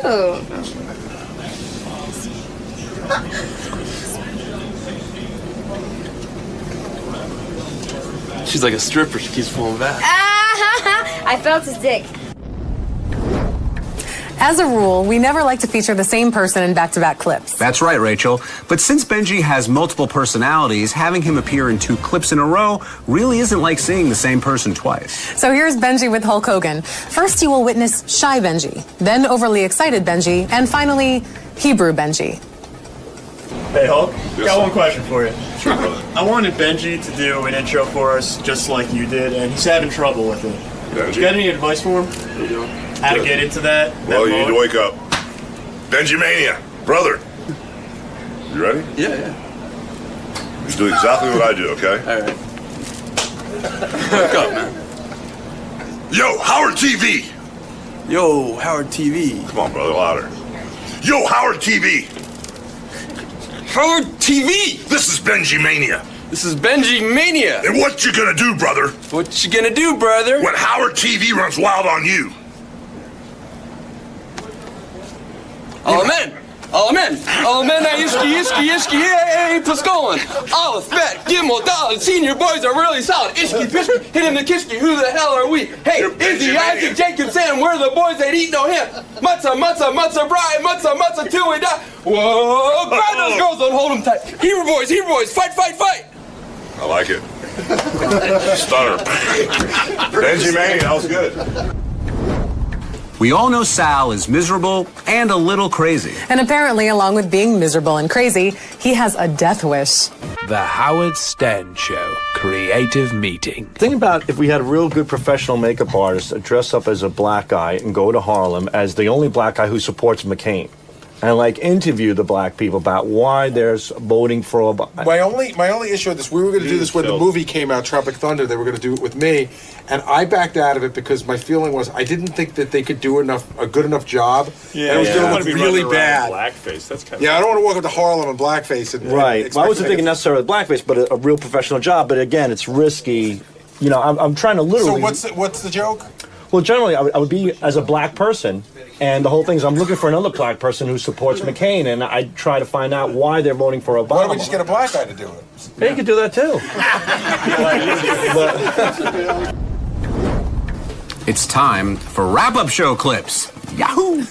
That's right, John. Each week, our free interns work hard to painfully scour through hours and hours of boring wrap-up show footage to bring you 3 minutes of the most entertaining and interesting parts of the show. This is no easy feat. Hey! In this first clip, Gary Dell'Abate talks about wanting Ryan Phillippe's body. Get in line, Gary. Yahoo! Gary, do you think Howard is jealous of... He must have said 10 times how good-looking Ryan Phillippe was when he was in the studio today. He's a good-looking guy. I hate to say it. You know, I'm not gay or anything, as JD would say, but he's a good-looking guy. So do you... I look at guys like that, I go, damn, if I could be in that body for a weekend, I would bring it back wrecked. Here's Benji having a very friendly conversation with the head of Howard 100 News, Brad Driver.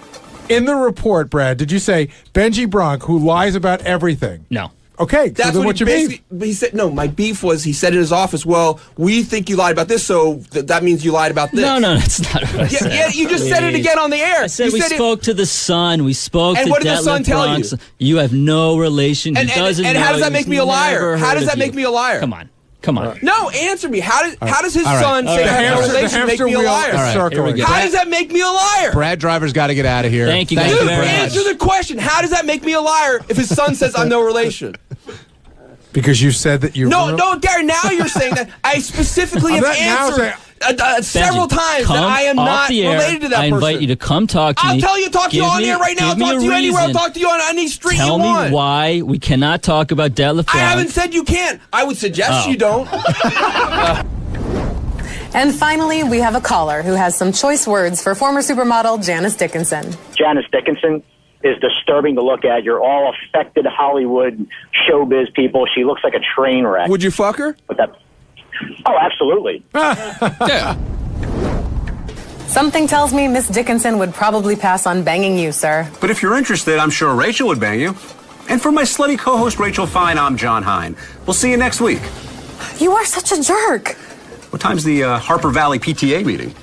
You know what? I am rocking my own sense of style, John. Country line dancing? If you would take it up a notch from your same button-down shirt every week. Same button-down shirt. This is a look. It's some kind of look. Hey, it's not a good look. Love it. Just change it up is all I'm saying. I'm going to put on overalls for you. I'll put on overalls for you. All right. What do you think's the strongest one? Out of those? Oh, my dad is the biggest penis contest. Yeah, that's good. That's the one. Go with that. How many answers do you think we would get on that one? Yeah, right. Mine or my dad? My dad. Sure. You're in. Just out of curiosity, how do you know that your father has a big one? He just would whip it out anywhere. We'd be out fishing, and he just takes it out, and it flops out. He's uncut like Sal, too.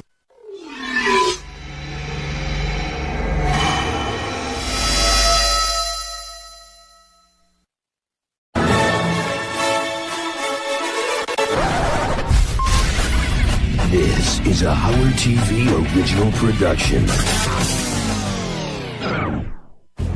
On this episode, Ronnie gives a whole new meaning to block party. What a stupid bitch! Stern fans get more than they bargained for. And there are some major party fouls. What's your problem? Testing 1, 2.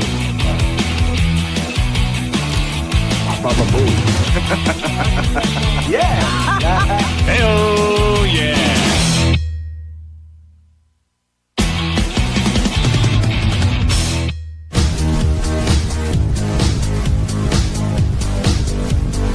This Saturday night, Ronnie Munn takes the stage at the Allentown Brew Works in Allentown, PA, to host Ronnie Munn's block party. We were looking to do some things to make some extra money, and I think Shuli came up with the idea of Ronnie's block party. Oh, I need money.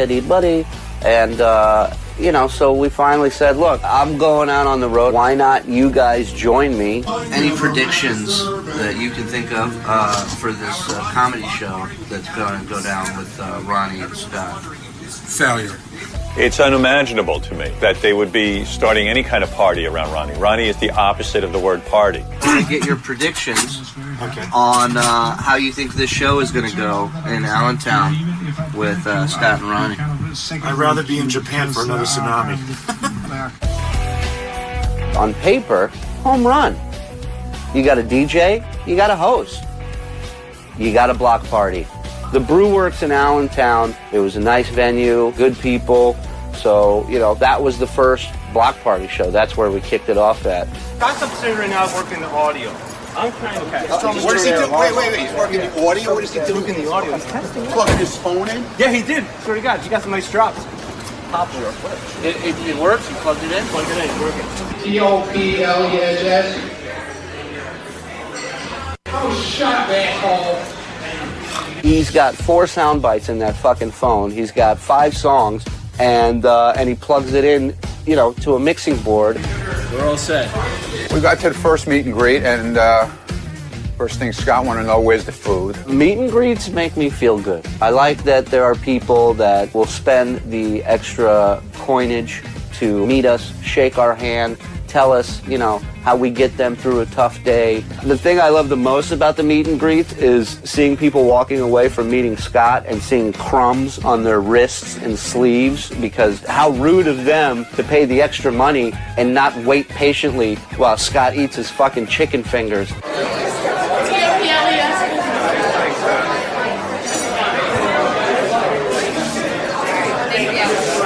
I love that the guy doesn't even bother to put down a fucking food or drink. You know, people, hey, I'm a big fan. You're like, well, that's great. Yeah. Well, I'm a big fan, too, of this Dijon mustard. Have you tried it? All right. Well, it is my fault. I could leave the food and get it cold, but I like to eat hot food. All right. Let me get one more. Hold on. Let me get one more, please. Put the fucking food down. Spend some time meeting some people, pressing palms, maybe loading 2 more fucking sound bites in that phone. Do you know what's going on? Like what time the show starts or anything? Probably soon. Soon. Are you ready? Yeah, I'm ready. I'm ready. To the white women. Yeah! Go Bucks. Looking forward to seeing Scott the engineer and hoping that he bombs greatly tonight. Scott is going to do terrible tonight, and I know it. So I think Scott will do okay, but he's going to choke because he's not funny. I'm here to see Ronnie, the limo driver, and I would love to see Scott get anally raped up on stage tonight. Mic check 1. John, how's the sound back there?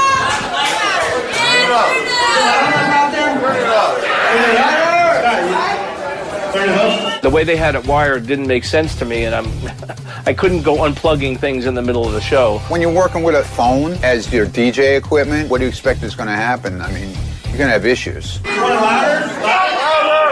Louder! A little louder.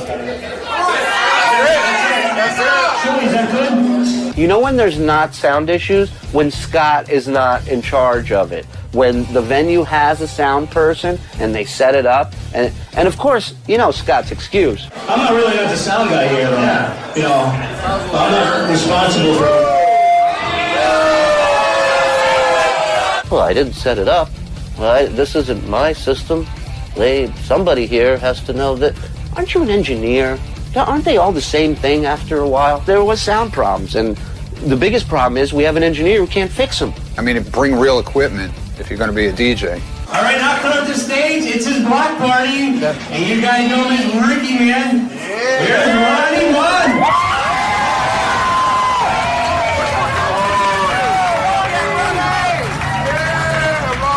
I remember the banter between him and Scott on stage at that show was so fucking awful. Before you introduce the first act, Yes? introduce the first act. Don't talk so close to the mic. Everybody's not sorry, believe this. Dude, it's Ronnie's block party, right? Yeah. Ronnie's block party. It's right? my block party. So what do you like to do at your block party? The hokey pokey. We need a few volunteers. Who wants to come up to the stage and help Ronnie do the hokey pokey? What a stupid bitch. I thought they were great because of who they are, but I didn't think they were that funny. Does that mean? I didn't mean to say that. Thank God I'm not a comedian. I'm only the host. So don't fucking throw anything at me. You want to throw anything? Throw it at the bald bastard over here. All right? Who called for you? Thank you. It's my fucking show. I'm the host here. Why don't you bring my name into this? I didn't say your name. I said bald bastard. Ronnie and Scott were both very disappointing. It's not that they were terrible comedians, they were just boring. I thought Allentown was really good. It really worked well. There was a lot of people, and we had a good crowd, and I thought it went really well. Scott's the engineer, you know? Everything was fucked up. Sound was fucked up. Ronnie was Ronnie. I think it was good. It was a train wreck, but people enjoyed it. Ronnie didn't do much of anything. It was his block party, but he did shit. For me, anyways, especially with this show, you gauge it on, well, is everybody still at the seats they were at when the show started? Check. We were in awe of like the whole scene. Yeah, overall, I wouldn't say they could sell a ticket anywhere else outside of non-Stern show. If the Stern show was no longer going, there would be empty. There wouldn't be no. Yeah, they wouldn't get that. Is that bad? Unfortunately. Is anybody demanding a refund? No, so that's a check. I think it went real well, man. Yeah, no, I think you were great. Like the energy was great. Seriously. No, seriously. I want you to be serious. I'm No 100% bullshit. serious. Because you had energy. That's the thing. The crowd feeds off the energy. Right. So you had the energy. You were into it. You were having fun. It made them have fun, and it's a funny combination of how excited you are and how not excited Scott is. Like, it's funny to see that transfer. I got nothing to say. I'll just let you talk. I mean, it's Scott. You can't, it's not like he was going to turn it up a notch for this show. I said to Ronnie, how'd it go? And Ronnie goes, it was great. And he says the people were fantastic. We thought the first party in Allentown really went well, so it was like, all right, we booked another one in Chambersburg. And he came to me and he said he doesn't really want to do the DJ thing this time. It didn't work. Good, let him stay home. It's not really DJing. I'm not playing to a crowd that's dancing. It's just dropping in some stuff here and there. It's nothing. It's nothing fancy or spectacular. All right, I'll stay home then. Fuck you. He wants to come to the show, but You can take all your money and fucking go fuck yourself. he wanted to scale back a little bit. He felt like, you know what? He was stretched a little too thin. A lot on his plate. Where's that coming? It's coming in from him, not wanting to DJ. Because it didn't work out well. You want to do the hokey pokey again? Well, think of something else. We never did hands up. At this point, I'm just like, whatever, man. Whatever you want to do, You don't want to plug your phone in, DJ, don't do it. You want to plug it in, plug it in. You could be the mic stand during the show. Thanks. You just stand there and I don't know, what do you want me to tell you? I knew that Howard TV was coming for this second show. I knew they were a witness to what happened the first show. So I figured there's got to be something that I can do. We're getting ready for this Chambersburg show, and Scott asked if their hotel situation was set up. Him and Scott are going to have to share a room in Chambersburg. And truth be told, I have a room for everybody individually, but I'm just going to tell them they have to share rooms, and I'm going to try and get it to the point where the following morning I'm going to break it to them that they have their own room. So let's hope this thing works out, man. We got a lot planned for this show. Unfortunately, it's all behind the scenes for my amusement.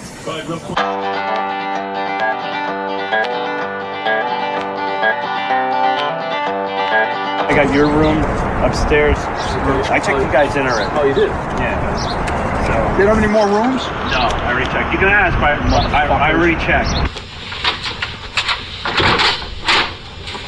If there's a one king-size bed, I'm gonna fucking scream. I just thought to myself, fuck, I would love to be a fly on the wall in that room and see what's going on in that room. What the fuck? Don't they give you plugs to plug in? There should be one on the right under the fucking desk.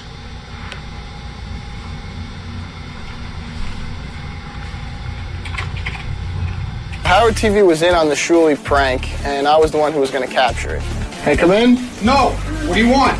Just want to come in. For what? To hang out. No. I'm taking a shower and I don't want to be bothered. Get lost. He basically told me to go fuck myself. Tell Shuley, man, he's got a fucking problem on his hands right now. Shuley came up with this brilliant prank that me and Scott would have to share a room. So why you bullshit me telling me there's no fucking rooms for? What? You heard me. What? Why you bullshit me telling me there's no rooms? When I call downstairs, they tell me there's 5 rooms. Hey, you think it's a fucking joke? Seriously. I was pissed off at Shuley for breaking my balls because it took us 6 fucking hours to get there in traffic. And I was exhausted, and I just don't want to be bothered with this shit. Fuck you, man. Stick your fucking goddamn comedy shit up your ass. Think I need this bullshit? Over a room? You getting this upset? Fuck you and your fucking shit, man. It's ridiculous. And Ronnie was screaming at me, and I'm just like, what's your problem, dude? Like, I'm doing a bad Ronnie to Ronnie. I'm going, what's your problem, dude? You didn't just send this fucking mook to tell me I got a room? Who has a room? Everybody has rooms. So, well, who needs it now? I already let took a us shower. take a shower. I'm going home after this. What's that? You let us take a fucking shower then together? You know, you carried yourself so far, man. To the front door. When we walk in the front door, that's when it should have ended. Oh, now you're pissed off? Of course. You're carrying it too far. That's funny to a point. I'll never forget that. That's my favorite line of all the Block Party shows. It's funny to a point. So we're eating dinner before the show. And Scott sits down with us at the table, and he says, I've got an idea.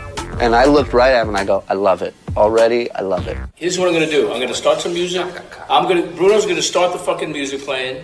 It's going to play for about a minute. I'm going to go out, and I'm going to start dancing around in the audience. Well, look, Scott's got to do something at these appearances. What is it he does is beyond me. So the fact that he gets up and dances around makes more sense than anything. I mean, he's not a stand-up. He's not a guy who can light up a room in any circumstance. So the idea of him running around dancing makes some sense, I suppose. Oh, my God. I saw this. Wait. This is what? Right at the beginning of the show? Right at the beginning. This is before I even get up, right? That's right, before you even get up. I was the fluffer. I'm the fluffer. I'm the How about official... if I just stand on stage while you're doing all this and just laugh? I'm the official fluffer. You know what the fluffer does? They suck cocks. I was going to come out first and kind of be the crowd fluffer. So I would do something really stupid. Put your hands together for Scott, the engineer.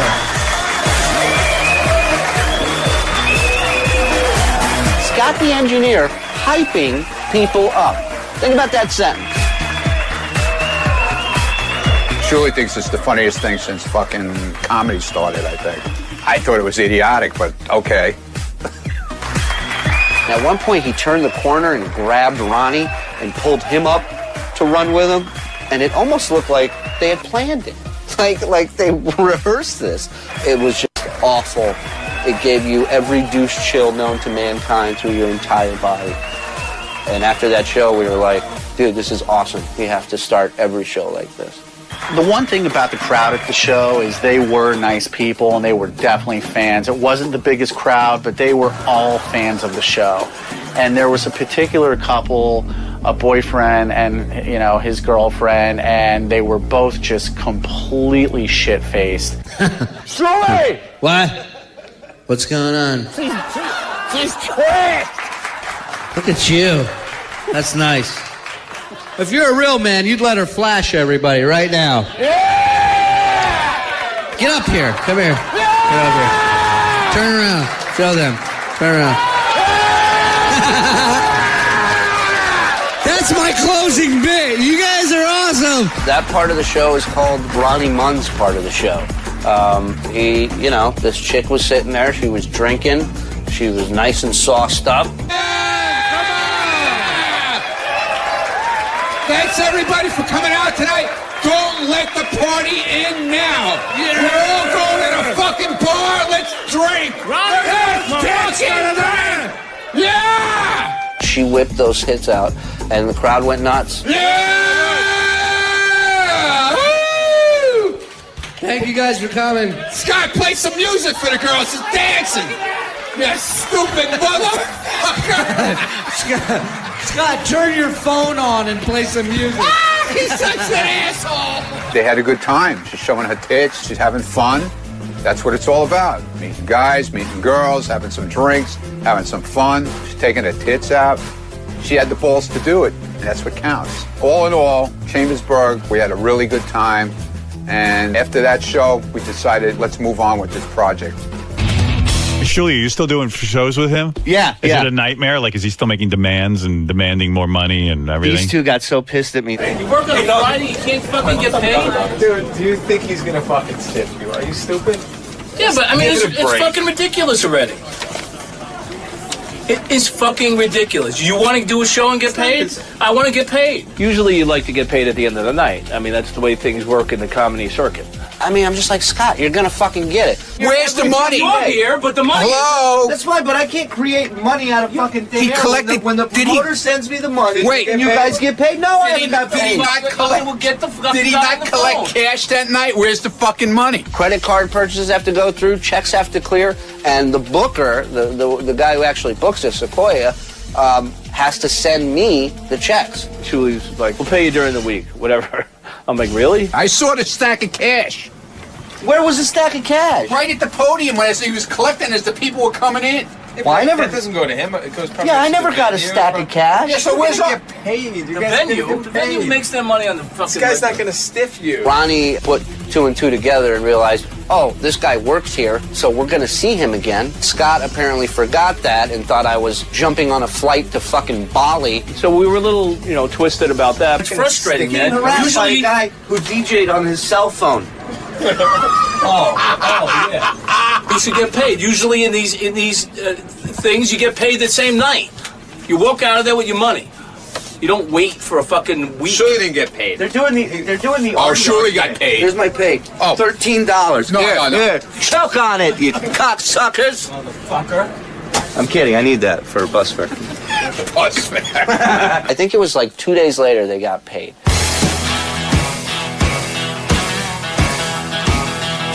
The one in Philly I was pretty nervous about because I wanted us all to enjoy ourselves. Love Ronnie! All right.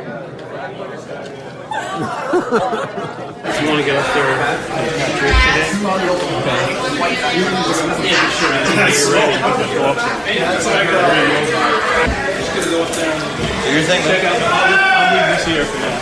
today? Get to the club in Philly, which turned out to be small.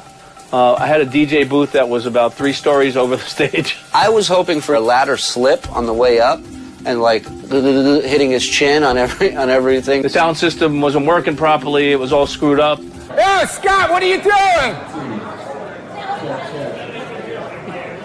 He's going check, but he's not saying. Again, with the sound system, I think Scott fucked that one up, I think. In some capacity. I don't know what was going on. I'm the entertainment.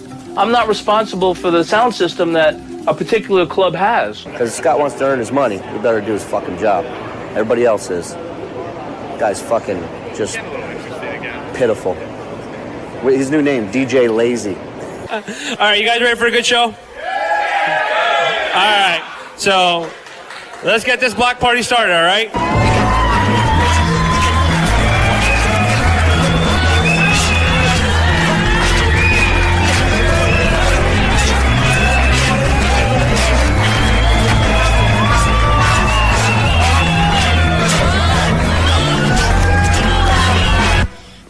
Ridiculous.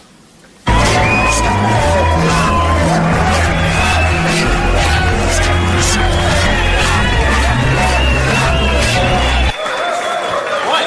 That sounded like shit. Holy shit! What was that?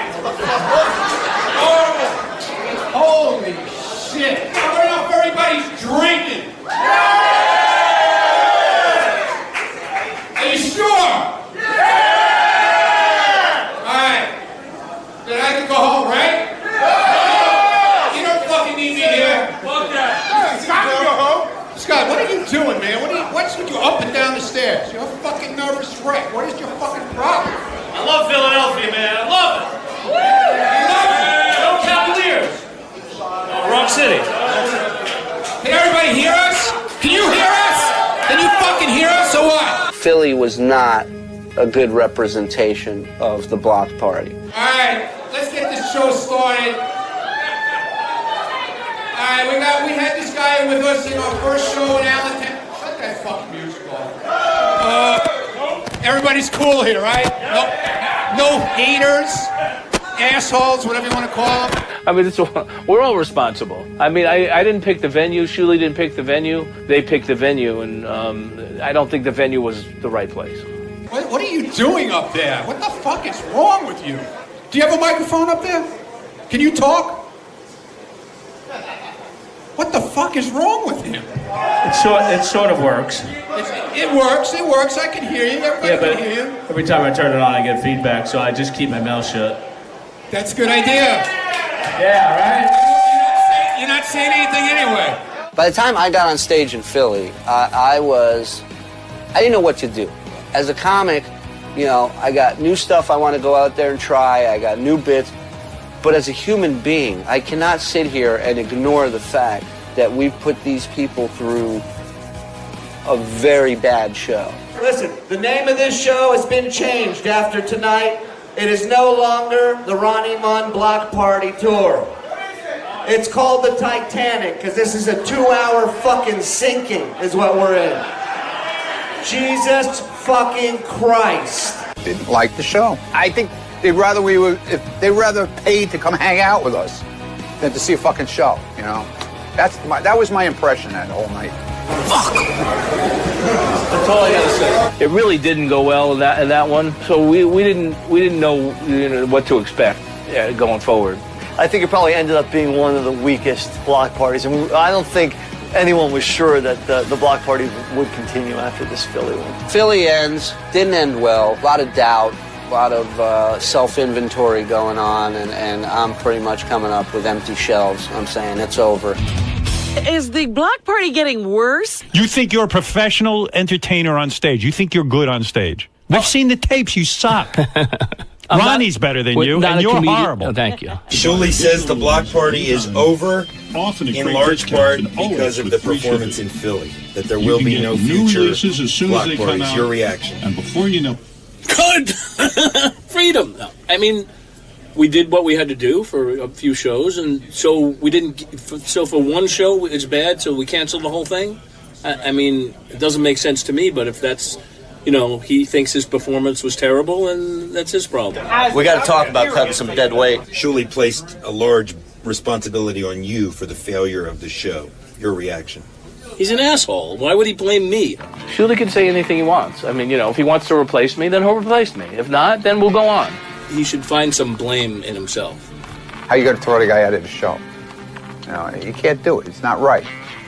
It's just not right. Our tipster said that they heard Shuli say that everybody should get their money back. I actually, that was supposed to be a joke, I think. Yeah, I mean, I was on stage when I said yes, he was. Being Jewish, people knew they're not getting their money back. And then I get a call that they want us to do the show in Long Island at the Brokerage, which is a really nice club.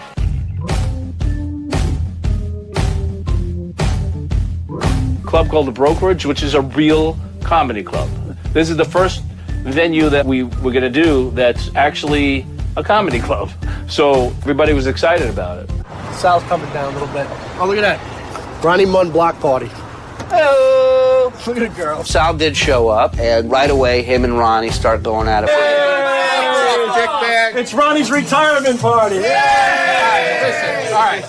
Shots of Metamucil. He showed up, and he started drinking right away. And then I guess he was talking to Shuli, and Shuli asked him if he wanted to do some time. And Shuli came to me and said, We'll throw Sal up for a few minutes. Are we really? Yeah.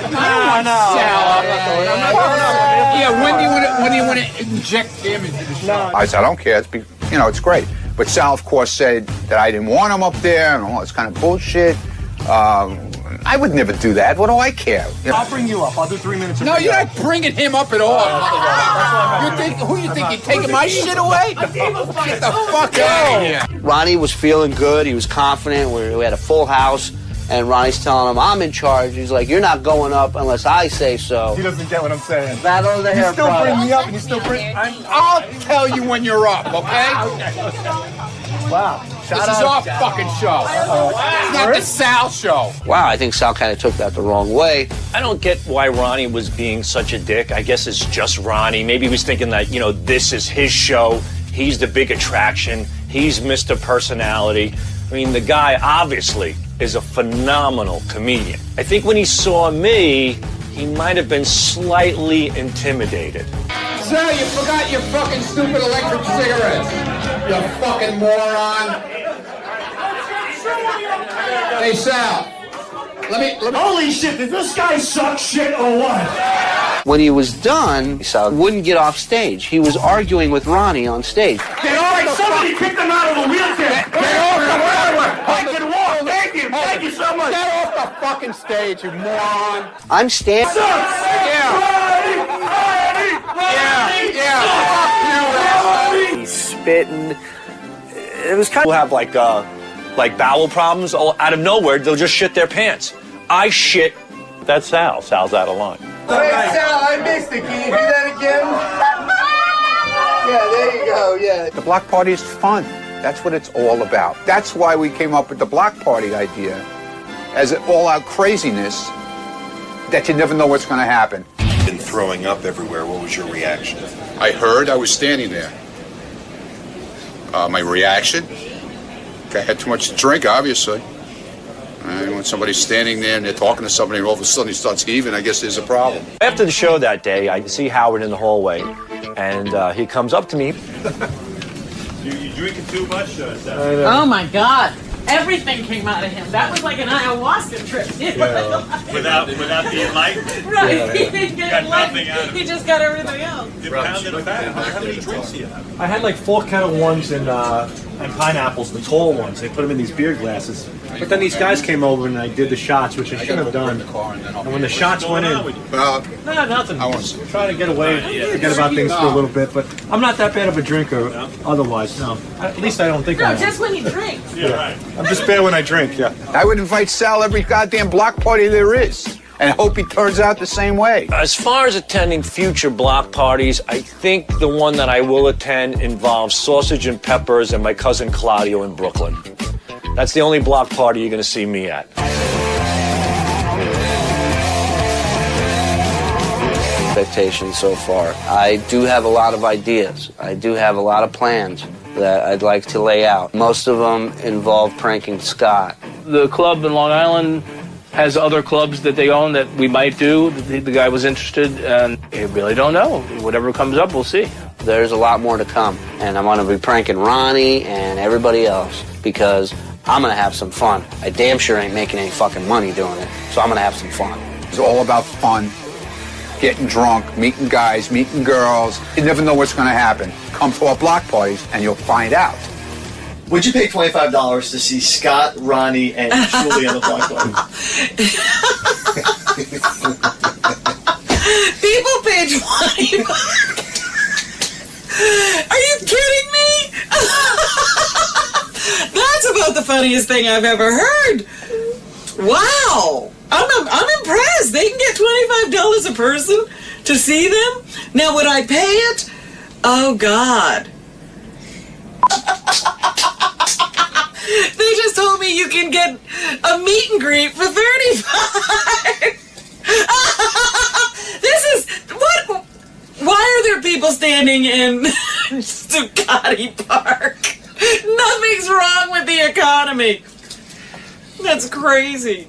Anything else that you want to add to that? Fuck everyone.